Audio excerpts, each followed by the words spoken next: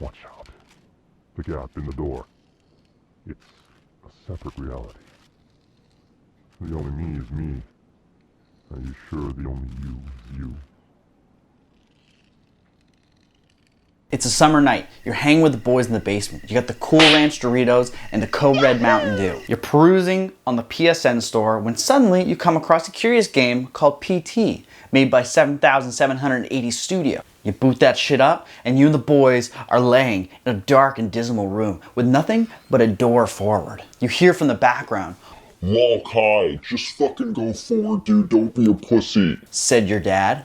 Kai goes forward into the hall and sees a tattered and messy hallway filled with beer cans and candy wrappers, and there's rain pelting the window, and it's dark and it's scary, and he goes around the corner and all he hears is a chandelier creak, creak, back and forth, and he turns the corner and he sees another hallway. This one's scarier than the last.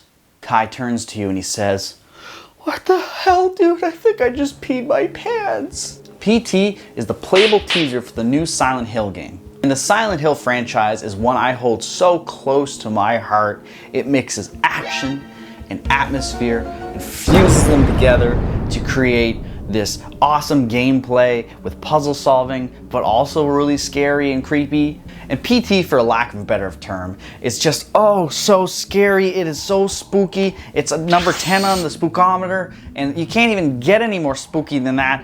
And it just turns my lizard brain on, and then the little lizard in my brain saying, "Oh, you gotta go, gotta get out of here." But like my hands freeze up and they go numb, and then I have an anxiety attack. PT itself was developed by our Lord and Savior Hideo Kojima and works with Guantelmo del Toro and the famed horror manga artist Junji Ito, but also in production with stinky, ewy Konami. I mean, PT itself is wrapped in so much mystery because the studio, 7780 Studio or whatever, was also just the postal code for where they were working on the game, which meant Quiet Hills, which translates into Silent Hills. So everything about the game was just so cryptic and amazing.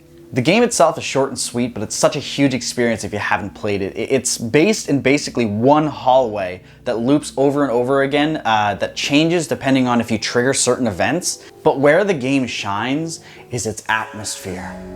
PT has atmosphere, and a lot of it. Basically, you're a dad who murdered his family, and then your wife Lisa, and then your son just basically haunt you for all eternity, or at least until you make a baby laugh 3 times.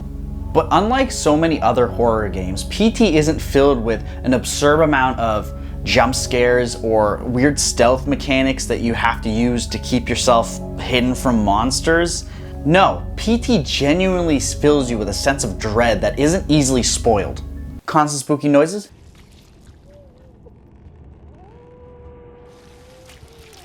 Check. Dark atmospheric lighting?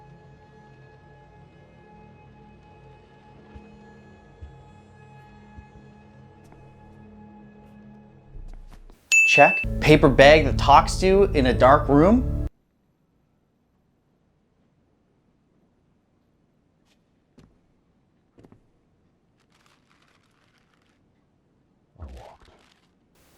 Check. PT immerses you in a world of the unknown where you're constantly guessing what's gonna happen next, and when something does happen next, you really wish it didn't happen next because it's so spooky.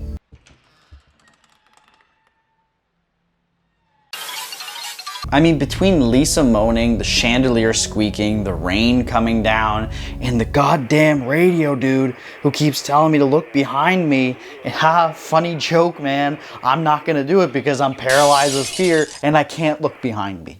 And every single goddamn noise makes me jump, and it's not fair because the game itself doesn't actually have any jump scares, and it's just stuck you in this constant loop and limbo of scary noises, oppressive lighting, and just the fear of being followed the whole time. Oh my god, somebody's behind me. What is happening right now? Now, I said there's no jump scares, but I'm actually a big liar. There's one jump scare, but I think it's the most remarkable thing about this game is the fact that for anybody who hasn't played the game itself, You're going through the game, you're waiting to have your like neck snapped or something, and then suddenly it happens and it scares the living shite out of you. And then because you don't know what the rest of the game's like, you think, oh shit, there's gonna be more jump scares like that. But there's not. It never happens. It literally lays a seed of deceit into your mind to make you think that you are gonna be jump scared, and it just gives you this increasing amount of anxiety throughout the whole game that never goes away, and it's genius. It's complete genius. You go through the whole game fixing these puzzles and stuff and just have the expectation that you're gonna die, but in reality, you're completely safe. It's Hideo Kojima, you're a genius. Oh, look at this distinguished young gentleman. I believe he deserves a reward. And speaking of puzzles, don't even get me started on them. Segue. The PT puzzles are actually bonkers because you're basically stuck in the same hallway and you're trying to figure out which puzzle we gotta figure out next to get to the next puzzle, but it's just the same hallway and you don't know if you beat a puzzle until like either Lisa laughs at you or if a door cracks or makes a clicking noise or you get your neck snapped or the game crashes. It's like there's so many different ways that they represent this. It never gets boring. The puzzles are as simple as walking through a door, gouging an eye out of a picture, or maybe accidentally finding out when you pause the game that if you click R3 and L3, that zooms in and then it'll go bzz, and then you get a little piece of paper that goes on a picture and you need to find all those picture pieces and they're all scattered everywhere throughout the hallway, and it's spooky, scary picture pieces. I don't know. But the most notorious puzzle of all time that to this day, nobody can confirm if it is correct or not. And I can tell you that for sure because I've beaten it 3 times and every single time I do it, I don't know what I'm doing and I somehow managed to blunder my way through it. And that is the baby laugh puzzle. Yes, you heard me right. There is a baby laugh puzzle and oh my God, it makes my dumb head go melty bye-bye. I hate it. And I'm gonna let you guys in, get a little close, because I'm gonna let you in on a little secret. To get the first laugh, as soon as it goes to 12 o'clock, and this mind you is the last part of the game, you have to take 10 steps forward exactly as soon as the bell starts ringing, and then the first baby will laugh. Easy clap, GG, no re.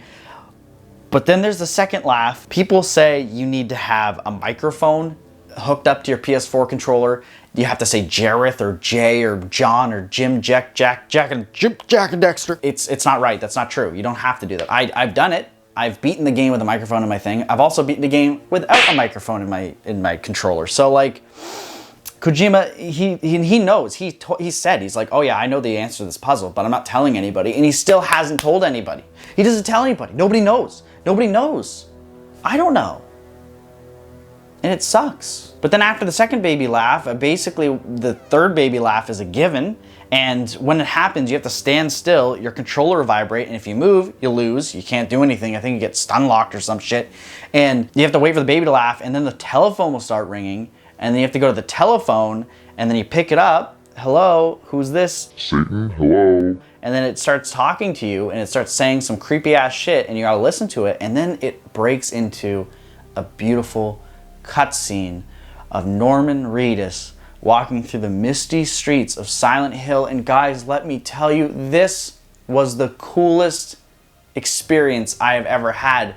Not just because I like Norman Reedus, but also because I got to see Silent Hill in not polygons, and I got to be there in HD, and it looked so good, and I just wanted to cry, but I didn't because I'm not a baby. And as soon as he walks out, the little theme song starts playing, and then you're just like, wow, this is amazing. But unfortunately, this story does not have a happy ending.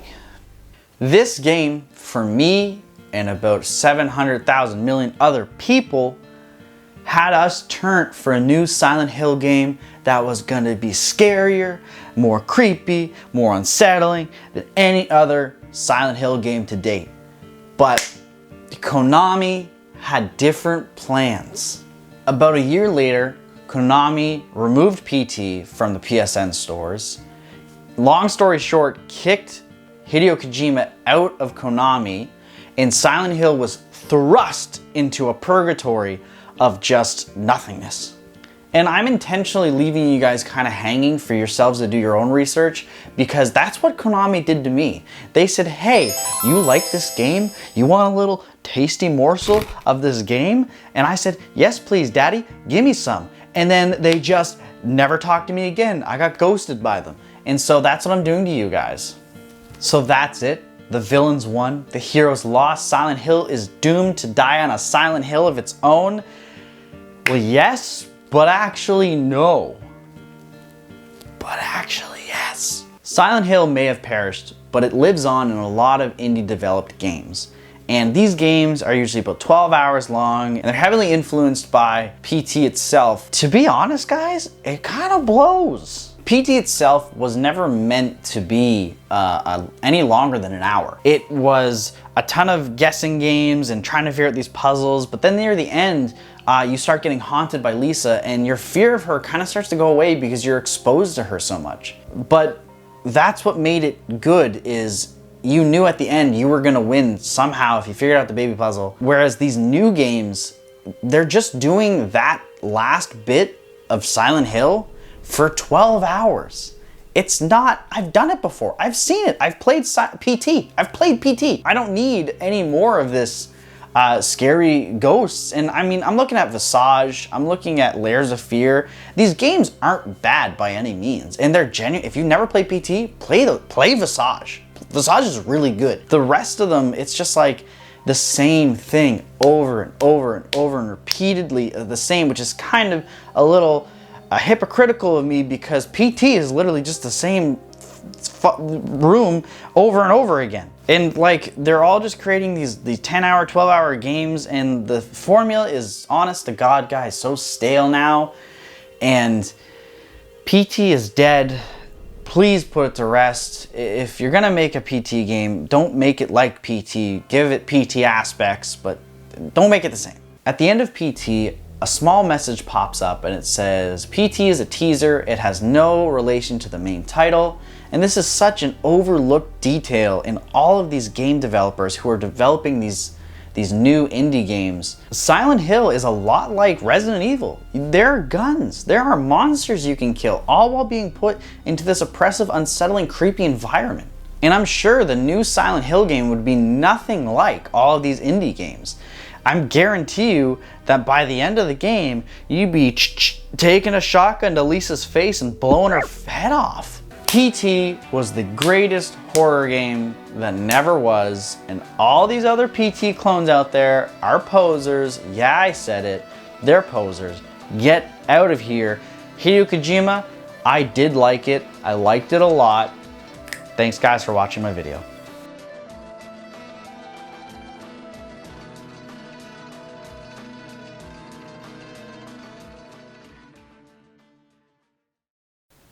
Hey guys, thanks for watching my video. My name's Riley, Treeky boy, I guess now. I used to be Bang, Tregan, who cares? Get those out of here.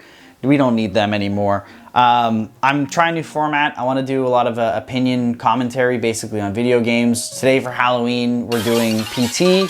I hope you guys enjoyed it. Please leave a comment down below, maybe about horror games in general, or if you guys have good experiences with PT. Like it, share it. That would help me out a lot if you would do that. But other than that, like, hey guys, stay frosty, stay cool, wear your masks, and I'll see you in the next one.